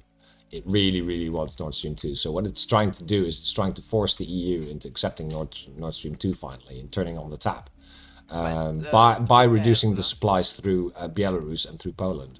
And I think that's that's the conspiracy theory anyway. As far as the construction goes, Nord Stream 2 is ready. Yeah. It's finished. There are some parts that need to finalize on the bureaucratic level, on the way the contracts with Gazprom needs to work, and there are some parts that the German nation, let's say, needs to act on. It's more on Germany right now. Once that's ended, maybe the EU will have a say, but I don't think the EU can do that much, to be honest. Yeah. I mean, if Germany wants to have it, Germany is going to have it. To be honest, right now Germany is going to have a really easy time having it, not convincing others, because, guys, yes, kinda need it. So. Yeah, and I see here in the chat that Jill Biden is also providing evidence to my conspiracy theory. That Putin did explicitly say that approving NS2 would ease supply shortages. Yeah, I mean, to him it's a giant moneymaker, obviously. There's all kind of factors into Ukraine as well. Ukraine. There's a number of pipelines going through Ukraine. Ukraine's not too happy with Nord Stream 2, of course, because it takes away the importance of the Ukrainian supplies and, allows Russia to basically go, oh, well, that's not so important anymore. Let's just steamroll into Ukraine now. So the Ukrainians are not happy with this. And it's nice that the new German government has given its consent for Ukraine to be included in the countries that determine if Nord Stream 2 will be switched on. So it won't be switched on in Russia, sorry. Sorry, guys. With that wonderful segue, we can speak about what happened in December. Yes. Merkel left. Yes. My Schätzeli is gone. I feel deprived of Merkel. The new guy Scholz, right? Olaf, our good friend Olaf, was already in the cabinet, of Merkel's cabinet. So as it goes, the transition isn't as stark as you'd imagine it to be, between what Merkel thinks was gonna want to do and what Scholz is doing. But there have been some changes though, haven't there?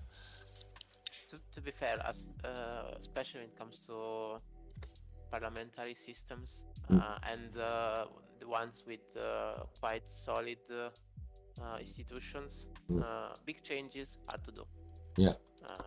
Even I like to use this as an example, but Italy used to have Lega and Movimento 5 Stelle in a government, just those two, and they did some stupid things, but most of they didn't manage to do that much, because same thing for Scholz. Yes, he wants to do some stuff, but first of all, he was part of the government, so it's not like he was the opposition. He was fine with most of the stuff Merkel did. It's going to be similar with a bit of a difference in some areas. It's not going to be some huge change. Yeah, I mean, their statement. When it comes to Germany, especially. I mean, stability is quite important. In Germany internally. Yeah, I mean, the nice thing was that Olaf in the coalition agreement explicitly stated that he was for federal Europe and for more of a federal, for the federation of the EU, as it were, federalization of the EU. And I think that was at least a big step forward from what Merkel was about. But that's foreign policy wise. I mean, internally, I expect Germany to get more. I mean, it's nice to look at what the coalition agreement actually stated, which is, they were going to be more into digital, which Germany very, very badly needs. I mean, it's like a desert over there when you're talking about mobile phone coverage and things like that. The prices over there are vastly higher than we pay for our internet. And of course, I mean, the idea that Europe will be a big big mover in Germany, is also a big change, I think. And I think those two really sum up kind of the what's going to be going on with the coalition in 2022. So, but I'd like to also mention, by the way, we have a new Dutch government as well, which was in December. After 250 days, 253 days, we actually got a government. So I'm Yeah, proud to announce that we now are a normal country again, and well, I mean, normal. yeah, Maybe in quotes, quote unquote. yeah, you know. I blame it on In the being too Netherlands. close to England, to be honest. That's you know, Or maybe it's the opposite. Maybe England is the way it is because it's too close to the yeah. Netherlands. Have you ever thought about it? Ooh, that's low, man. That's low. It's funny because it's true. Yeah, that's true. That's true. So that was 2021, right? I Yeah, mean, a great year. yeah. Obviously we left out a big one, but that's mostly because it wasn't a particular month. It simply was COVID, Yes. which, by the way, decided that December was its month, so Yeah, it yeah, decided to go on a record high yeah. everywhere across Europe. Not only that, but I've also read reports that COVID has now kind of mutated together with the flu. So we're all gonna die, people. It's inevitable now. Yeah, we circle back to the start of the episode. Yeah, And to what we expect 2022. Let's go into that. We yeah, expect COVID to kill us. yeah. If it doesn't kill us, Climate something else change. will. Climate change will Climate definitely change. do it. Yeah, so So there are ways yeah. to. I mean, it'll be really interesting to see. The things to keep an eye on in 2022, I think, are one, of course, yeah, COVID and climate change. They will be in the news constantly. I mean, the just yesterday and the day before, there were a certain number of wildfires in America, which were terribly. Which had a terrible cost. I think about 500, 600 houses went up. Expect that around the globe. That's going to be 2022. What we'll also be seeing in 2022 is probably a conflict. We don't know which one yet. It's either going to be Ukraine, Russia, or Taiwan, China. That will be a big one to watch. North Korea has been quiet, to be honest. So I'm hopeful. We I'm got to hopeful. see. We Yeah. got to see Kim Jong Un. He got leaner Yeah, last that's 2 weeks. true. Yeah, yeah. He So looks like a little baby now, man. What the hell? It's so cute. He's a little North yeah, Korean dictator. You yeah, know? yeah. I just want to put an emphasis on something since we were talking about it earlier a bit.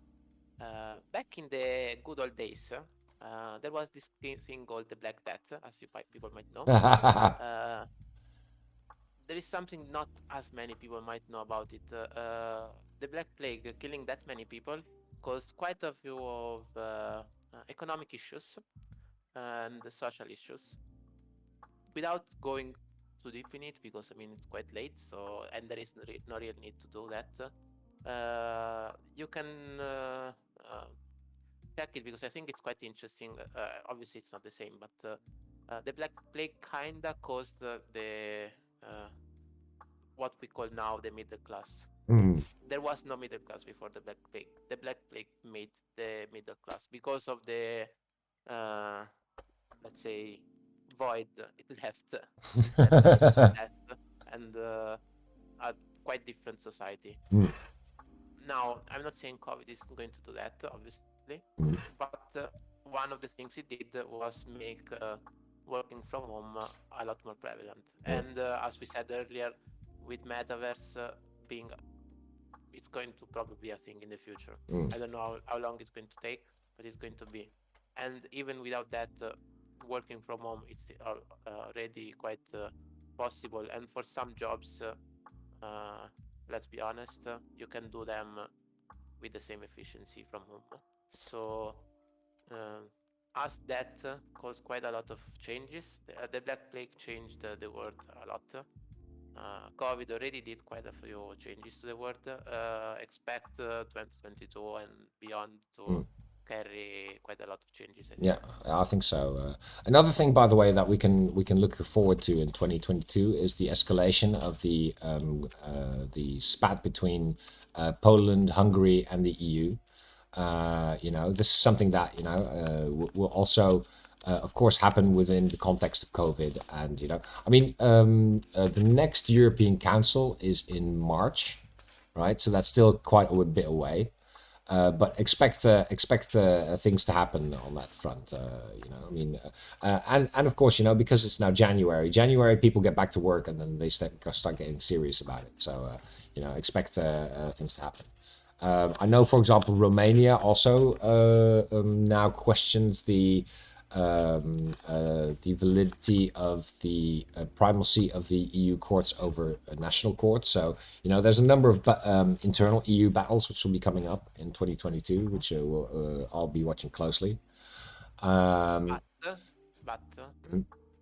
we will win united against Yes, the war against Belarus and Russia. exactly. That's going to be something. Yeah. Lukashenko is going to continue being Lukashenko, so I expect him to still do stuff. Yeah. And on the other hand, as we know, Russia wants to invade Ukraine. So It really but wants a then- land corridor to Crimea. Let's that's how I see it. yeah, so quite a lot of stuff is going to happen. Yeah. I mean, I think it helps a bit because we did an overview of what happened last year, and we left out a lot of stuff. Yeah. For example, we lost the best leader that Israel ever gave us. Yes. No Netanyahu anymore. We changed that. So so many differences, so many changes that we couldn't even go through because Yeah, to be exactly. honest, it feels like there is so much more stuff happening lately. So Yeah, I expect 2022 to be even more even crazy. crazier than the past year. Something. When we started this episode, we were like, yeah, that happened a year ago, man. Fuck, that's a long time ago. I expect the 2022 to be like the equivalent of a decade's worth of news. So get ready, guys. But and this is really important, guys. Me and my co-host already thought about it. This was going to be the case, and that's why in 2021 you didn't have the Eurocast all year round to Yeah. help you, but you will in 2022. Exactly. So now you There's have the Eurocast, so every week at the same time. By the way, that's very important. Tell your friends. yeah, we try to do it every week, unless I'm like traveling to the Netherlands. Yeah, exactly. Well, I'll still be there, to help people through the news of the week, see what happens, and we'll Yeah, we'll always at least have a little episode, So Yeah, the show must go on. the show must go on, exactly. And another thing, by the way, this kind of segues. Another thing we will be covering in the Eurocast this year, definitely, is the Eurovision, right? Because this year it's in Italy. And as we know, Italy is like the home of Eurovision, so I want to see a good show. I want to see the Netherlands already picked its contestant. That's soon. Yeah. It's that soon already. So we're already looking very much forward to taking it back, taking it back home. Yeah. I think, to be honest, for a COVID show, which was last year's, first it got cancelled. Remember, we didn't get it at all. We just got some clips, and then the year after, it was quite a good show, to be honest. I really enjoyed watching it, and I think I expect to see the same kind of dedication from the Italians, of course.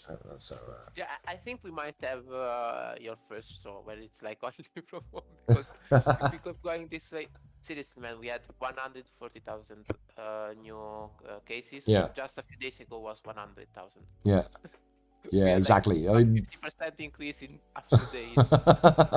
It's not good. Yeah, thanks Omicron. Thanks for ruining my Eurovision yet again. But I'm hoping. Let's just hope it continues. And let's hope that everyone in 2022 also has has health and wealth, and You know, I think that's important. You know, let's make sure that we end this show on a little bit of a positive note. I think, you know. I mean, the positive note is that, as Phil Biden said, hospitalizations are way lower. Yeah. Number of deaths are relatively lower. I mean, there are still quite a few. I would say too many people die every day, but yeah, I mean, hospitals are not full. They used to be, and we don't have truck full of dead people going around. Yeah, so, exactly. Yeah, that was, you know, when that started happening, we knew it was serious. You know, that was yeah. wow, man. I still remember the day. You know, that was very, very scary seeing all those military trucks with. You know, we had it here in the Netherlands as well with COVID. You know, people being shuttled from hospital to hospital. You know, trying to mix things. The Germans even took up some of our cases, and you know, I mean, we in the Netherlands are still in lockdown right now. Until at least next week. So you know, it's been a weird year, guys. It's been a weird year. Yeah. So get your shot. Yeah. Exactly. You know, make sure that you're still there to listen to the Eurocast. Basically, it's the idea. Yeah. What else would you want to do? Yeah. So let's have a look. With that, yeah. That's it for tonight. I think we've managed to reach reach everything that we wanted. You know, I mean, there are some. I mean, we didn't talk much about the Euro getting to 20. Maybe yeah, touch on that if you want. The Euro is 20 years old. Yeah, you know, very nice. There was a time where we didn't have the Euro. It was sad times. Then we got the Euro, and it was fun times. Yes, exactly. You know, and rich times. And then sometimes you go abroad and you go to a country which doesn't have the Euro, and that you feel like you went back in time and you want to come back to the Eurozone. Exactly. I mean, I remember that this year, one of our mods went to Poland as well, and he was like, what is this currency? You know, what's going on here? It's got like a Z on it. What the hell? You know. And you, of course, went to Albania. So yeah. And I went to Switzerland. So. You know, last year. But to be fair, compared to the things 20 years ago, let's be honest, before we didn't used to use card, the credit card, debit card, whatever, to pay as much. It wasn't that easy back then. Now it's a bit easier, so you don't have to change that much money. I mean, you used your card with euros in it, and you pay whatever, so it's fine. Mostly you pay a bit of commission, but you didn't have to carry pounds. Like I went to London, I didn't get any pounds. I don't have pounds. Yeah. I didn't care. I'm going to pay everything with my card. I don't want pounds on me. It's disgusting, you know. Another currency, ew. Yeah. And I know what people might think, but it was before the UK went outside of the EU. Yeah, and I think still inside the EU when I went there. Yeah, exactly. I still my last fond memory is of it still being in the EU as well. So you know, it's that's how I like to remember England. Yeah, and then you never go there again. Yeah. But this year, you know, as the anniversary of the 20th comes up for the Euro, or now has passed basically, the EU is now looking to change the banknotes. So you know, countries have been asked to submit ideas. There's going to be a whole process for it, and we might be getting new banknotes as well. So very nice, you know. I mean, I always loved the bridges, to be honest, right? Yeah. On the notes, very nice. We had 2 revisions of it right now, right? At least big ones. Yeah. Remember there were the original ones, now the new ones, which are the ones we use now. So yeah. Now this I don't know. Some people listening might not know this, but the bridges which are on the euro notes don't actually exist, or actually they didn't used to exist, right? Then the Dutch decided to make them all in one town. So now you can go into a town and visit all the bridges. So, you know.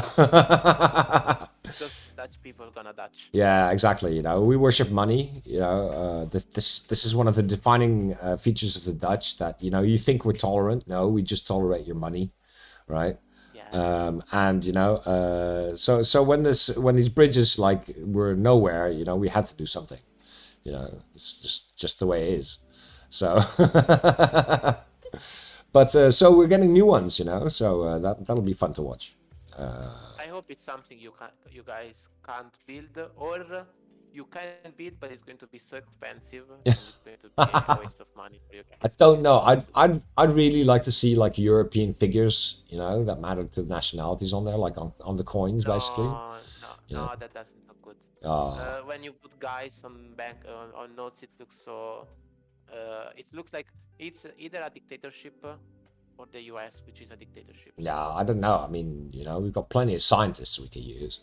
Yeah. yeah, That's the nice thing about having culture, you know. We've got so much I to mean, you choose can from. use, yeah, you can use paintings or Yeah. stuff if you want, I guess. I think they should let the Sculptures, European whatever. culture subreddit just choose, you know. That would be nice. Or Scientific dictatorship when? Yes, I love this Shill Biden. That's a great idea, to be honest. we could have just Mario Draghi. Yeah, Everyone. yeah, yeah. That would be ideal, to be honest. But you know, we'll have to see if that He ever saved the happens. euro. I think he deserves it. True. He did save the euro, so you know. Thank you, Draghi. So yeah. Yeah, so for the rest, there will be a number of reports coming out about the Euro 20. What they did at the Euro at 10 is there was a whole report on, you know, which countries basically gained from the Euro and which ones didn't. And basically everyone gained from the Euro. So, you know, expect I'll be looking into that this week and, you know, posting lots of pictures and charts on that on Since we're forward. talking about the future, Yeah. we managed to skip this one, but I mean, we are going to see more when it happens. But next month, France takes over the council. Yeah. So, Well, they already have, you know, per midnight, and there were very nice. There were very nice displays on the Eiffel Tower, by the way. So yeah, no, it was from midnight. Yeah, you're yeah, right. yeah, I don't know. I was remembering more. So yeah, they have quite the plans in theory. So we might go into those. yeah. Into it European later, but army, let's skip guys. this You one. know, we're looking for a European army. The France needs our help in the Sahel, and we need France's help in dealing with Russia. So you know, it's a nuclear umbrella time, guys. Yeah. To be fair, this is a quite nice picture. So I'm going Yeah. to put it on the. This was on the. I'm putting on the Eurocast. Ah, look at that. Beautiful. Beautiful, you know. That's how it should always be. Yeah. It's very, very cute. And of course, you know, I mean, with France now taking over the presidency, we'll be seeing lots of Macron as well. This coming year, French election time, that'll be big. And yeah, we'll also, I think it's also the Polish, no, the Hungarian election is also this year. So you know, Which, I mean, it's the French. So they already are going to be the one that ask the most. Yeah. They're the most ambitious when it comes to EU. To that you cannot. They have the elections. So especially for someone like Macron, which is supposed to be the EU guy, yeah, and he has the council. So yeah, I you'll definitely use expect, it. You know, I expect him to go full on it. Yeah. And we might get some interesting news from there. yeah, exactly. So this is nice. Let's Stay Civilized just posted a picture of the EU flag under the Arc de Triomphe, and that it caused quite a bit of outrage. I don't know. I mean, Marine Le Pen tweeted about it, but you know, I mean, most people were like, "Yeah, hey, that's quite a nice flag." So you know, oh, Zemmour and Pécresse as well. Yeah, you know, I mean, you know, this is great. This is just more airtime for our lovely flag. So you know, I expect this to work in our favor, to be honest. And with such beautiful flags on display, I think we reached the end. Reach the end, yeah. Just one more thing, Dante. Of course, every week I need to know. How is Chicho? Thing is about Chicho, he's having issues. Ah, Well, not technically him. I am having issues getting the stuff for him because they're not available in the shops. So I had Ooh. to order them from the supplier. Yeah. At least the things I use for him. And apparently, because of COVID and because of the holidays, both of things combined, shipping times are going to be higher than usual. So yeah, Chicho's not going to have his litter, at least not the one he likes. Yeah, yeah. You'll have to go for a downgraded version basically from the shop. Yeah, but Oh. the thing is, the downgraded version is really, really awful. And Yeah. I think I'm going to literally toss it out and tell you another one, because the one I got is really awful. Yeah. Like, I didn't think it was possible for it to be that bad. So, and your house basically now smells of Chicho. That's the problem, isn't it? You know. No, I mean it's not, because I mean it would be really hard to live here, but it's not the best for him. So we find a way. But, yeah. Other than that, it's fine. Yes. Good. How did he survive? How did he survive the fireworks? I take it there were some fireworks near you, or. Yeah, but surprisingly, relatively well. Okay, very nice. I mean, I have like double windows, so yeah. When they're fully closed, yeah, you don't hear much. Yeah, then it's not that much. So it was honestly mostly fine. So that's good to hear.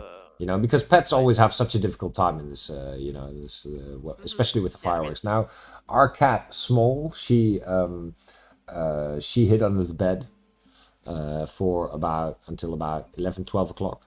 Now, I don't know if that's because of the firework or the fact that my kids were still awake and were dancing around.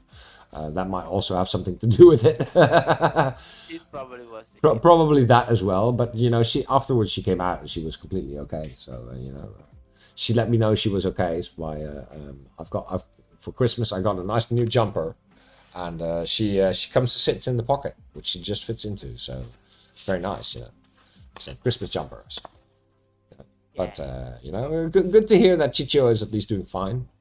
You know, I always need to know. You know. This is the most important part of the show. Exactly. Yeah, and with that, I think we're at the end. To be honest, you know. Yeah, it looks like it. It was a nice episode, I think. You know. So thanks for sticking with us, everyone who's still listening. We did a nice recap. So. Yeah. It's of course the new year, so that's nice. So we are all happy and hopeful for a worse year than the last one. Exactly.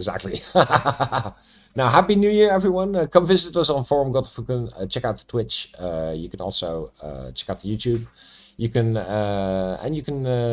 hang around. We'll be in the audio channel afterwards for a little bit of a chat. And a bit of an after party. Yeah, exactly. And Happy New Year. Goodbye, everyone. Bye-bye. Bye.